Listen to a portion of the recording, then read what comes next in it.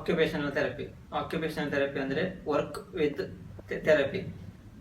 ಅಂದರೆ ಏನಂದರೆ ನಮಗೆ ಡೈಲಿ ಏನೇನು ವರ್ಕ್ ಇದೆ, ಅದರಲ್ಲಿ ಏನೇನು ಡಿಫಿಕಲ್ಟೀಸ್ ಇದೆ, ಮತ್ತೆ ಏನು ನಮಗೆ ಯಾವ ವರ್ಕ್ ಮಾಡೋಕ್ಕೆ ನಮಗೆ ಡಿಫಿಕಲ್ಟೀಸ್ ಇರುತ್ತೆ ಅದನ್ನು ಇದು ಮಾಡೋದು, ಪ್ರಿಪೇರ್ ಮಾಡೋದು, ಆ್ಯಂಡ್ ಯಾವ ವರ್ಕ್ ಮಾಡೋಕ್ಕೆ ನಮ್ಮನ್ನು ತಯಾರು ಮಾಡೋದು. ಇದೇ ಆಕ್ಯುಪೇಷನಲ್ ಥೆರಪಿ.